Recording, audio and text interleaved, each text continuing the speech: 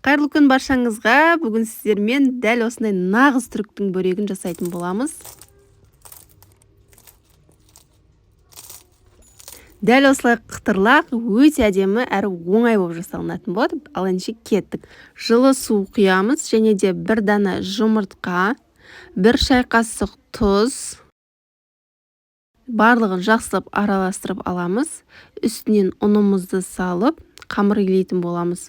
Төменге описанияға құрамын барлығын жазып кеттім. Сол жақтан қарап, өлшеп жасаңыздар. Ұндарыңыз міндетті түрде еленген болуы керек.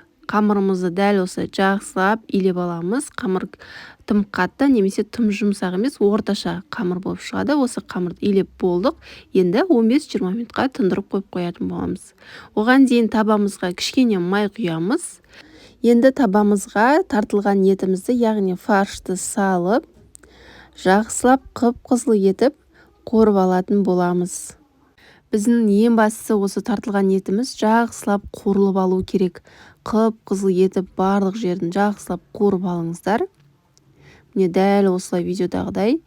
Содан соң 2 немесе 3 дана пиязды ұсақтап турайсыздар да үстінен салып, пиязды да жақсылап қуырып аламыз. Пиязымыз сарғайғанға дейін қуырамыз. Пияздың үстіне дәміне қарай қара бұрыш, тұз саласыздар. Паприка болса паприка қоссаңыздар болады, немесе жоқ болса қоспауға да болады. Міне үшеуін де салып, жақсылап араластырып алдық. Бізде қып-қызыл етіп әдемі болып қуырылғаннан кейін оттың астын өшіріп, қақпағын жауып қоясыздар. Міне қараңыздар, дәл осылай болып қуырылуы қажет. Қақпағын жауып қоямыз. Осының өзінің буымен әдемі болып тұрады. Оған дейін біз қамырын жасауға кірісетін боламыз. Жаңа демалған қамырымызды теңдей 8 бөлікке бөліп аламыз. 8 бөлікке бөліп, қолдарымызбен дөңгелектеп етіп шығамыз. Міне барлығын дәл осылай. Достар, бұл бөректің қамырмен жұмыс жасау өте керемет, маған өте қатты ұнады. Бөректің қамырмен жұмыс жасау. Барлық 8 дана қамырымызды да дәл осылай орташа етіп дөңгелекте жайып алатын боламыз. Достар, қазақша каналымның дамуына өз үлестеріңізді қосып, каналыма лайк басып, пікір қалдырып, егер менің каналыма тіркелмеген болсаңыздар, төмендегі подписация батырмасын басып, міндетті түрде тіркеліп қойыңыздар. Енді бізге осындай ыдыс қажет болады. Қамырымызды кезек-кезек жайғастырамыз және де сармаймызды ерітіп, толығымен қамырдың үстіне жақсылап жағып шығасыздар. Жұқа емес, қалың етіп жағып шығыңыздар. Бір-біріне жабыспайды, уайымдамаңыздар. Ең бастысы жақсылап майлап алу қажет. Міне барлығын дәл осылай кезек-кезек орналастырып болған соң, бетіне пакетімізді жауып, 15-20 минутқа қалдырып қоясыздар. Қамырымыз жұмсақ болып, әдемі болып дайын тұрады. Осындай пакетпен немесе пищевой пленкамен жауып қойсаңыздар болады. 15-20 минут уақыт өткеннен кейін қамырымызды қолымызбен алып жаятын боламыз. Ешқандай оқтаудың қажеті жоқ, қараңыздар. Өте жұмсақ болып шығады. Осындай қамыр жаятынның үстіне қойып, қолдарыңызбен дәл осылай қамырды созсаңыздар, өте тез жайылады. Қараңыздар, өте жұқа болады. Дәл осылай қолдарыңызбен жайып, ішіне жаңағы салмасын салатын боламыз.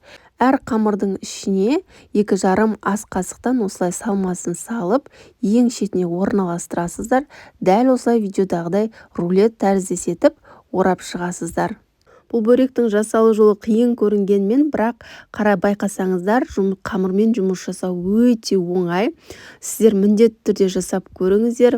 Бір жасаған соң жиі жасайтын боласыздар. Дәл видеодағыдай орап, табамызға орналастырамыз. Келесі қамырды да дәл солай алып, қолымызбен созып жаямыз.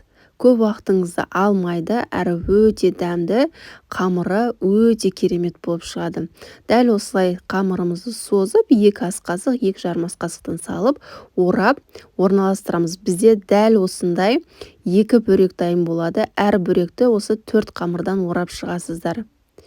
2 бөрек шығады, 4 қамырды біріктіріп, 1 бөрек шығарасыздар.